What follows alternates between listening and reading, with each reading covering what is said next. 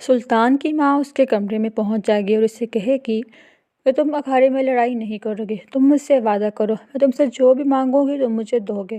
जिस पर वो कहता है कि मेरी माँ के लिए तो मेरी जान भी हाजिर है।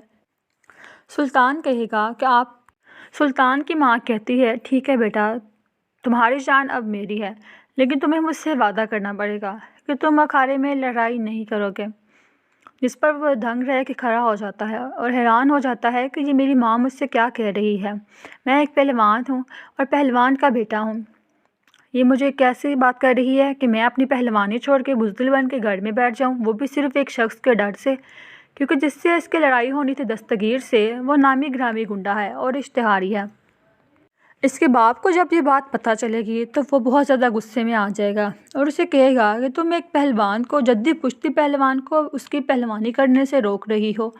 सुल्तान का बाप हाकिम अली पहलवान खुद भी एक पहलवान और जद्दी पुश्ती पहलवान है। इनके बाप दादा नाना तक सब ने पहलवानी की है, तो तुम ये बात कैसे कह सकती हो कि मेरा बेटा पहलवानी छोड़ के बुज़दिल हो के घर में बैठ जाए और सारी दुनिया में मशहूर हो जाए कि जद्दी पुश्ती पहलवान डर के बैठ गया है, वो भी सिर्फ उससे जिसे मेरे बेटे ने पहले ही पिछले मुकाबले में पछाड़ दिया था।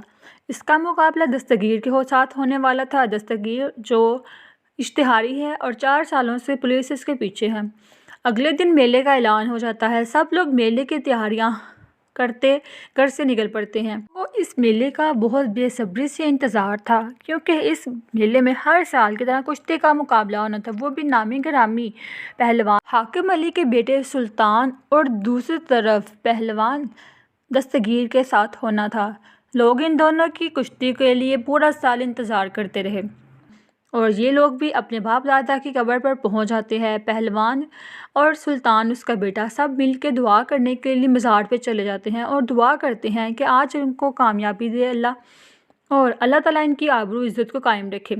सुल्तान के साथ ये भी दुआ करता है कि मेरी माँ ने मुझसे जो वादा लिया है, अगर मैं वो पूरा करूँ या ना करूँ, अगर मैं वो वादा पूरा करूँगा तो मेरी बेइज्जती होगी और अगर नहीं पूरा करता तो मेरे बाप दादा की बेइज्जती होगी, और अगर मैं हार गया वो तो किस्मत है, लेकिन अगर मैंने लड़ाई ही ना की तो मुझे बहुत ज़्यादा बुज़दिली और बेइज्जती और ताने सुनने पड़ेंगे।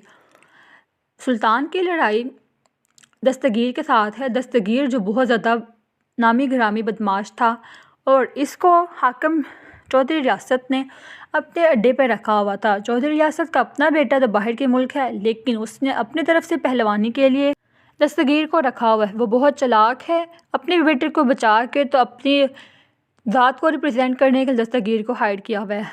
जबकि हाकिम पहलवान ने अपनी जान का टुकड़ा सुल्तान अपने अखाड़े के लिए वक्फ कर दिया है, ताकि अगर कुछ भी हो तो उसके बेटे को हो। लेकिन चौधरी रियासत ने बहुत ही चालाकी से अपने बेटे को साइड पे रख के तो दस्तगीर को आगे लगाया हुआ था कि अगर कुछ होता है तो मेरा बेटा तो सेफ जोन में रहे, और उसका बेटा जो वहाँ पे आशिकी चलाता फिरता है। यहाँ से तो वो पढ़ाई के लिए गया था, लेकिन वहाँ वो सितारा के पीछे लगा हुआ है। सितारा के पास कोई भी लड़का आता है, यहाँ उसे छेड़ने की कोशिश भी करता है तो वो उसको बचाने पहुँच जाता है। और यहाँ पे सुल्तान जो इतना नेक और साफ दिल है कि हर एक की मदद करता है।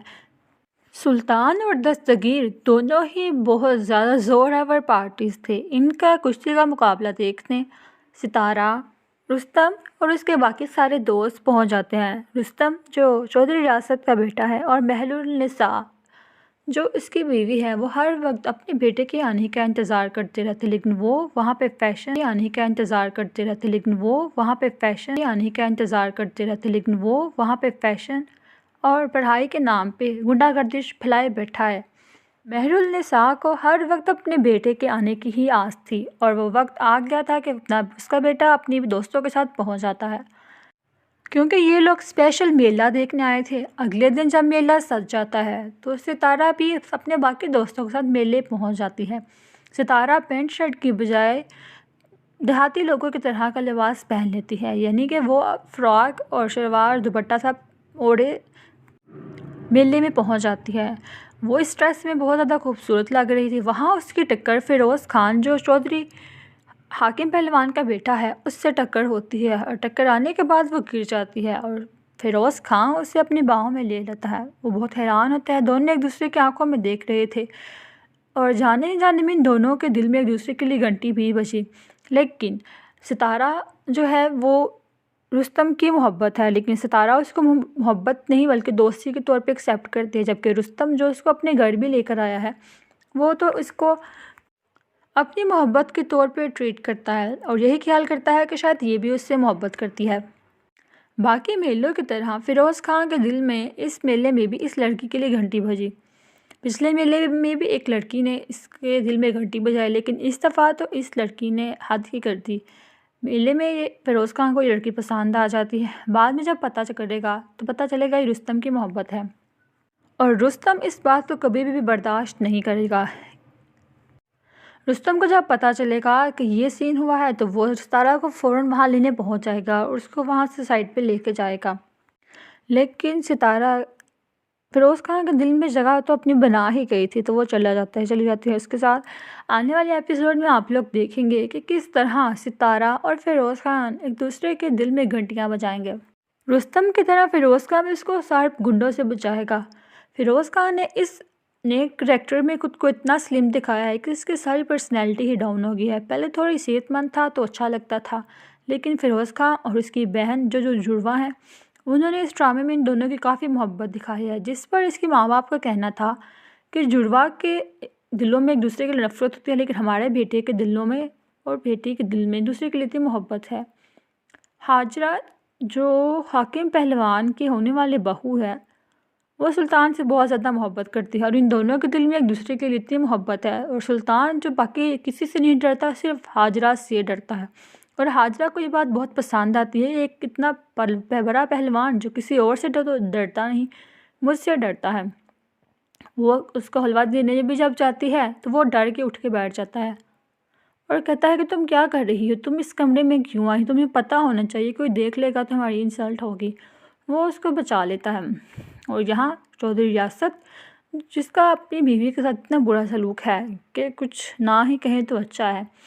किसी को इज़्ज़त तो देना इनके खून में नहीं। और रियासत का बेटा सितारा को पसंद करता है। रुस्तम भी अपने बाप की तरह बदतमीज़ और बददियानत था।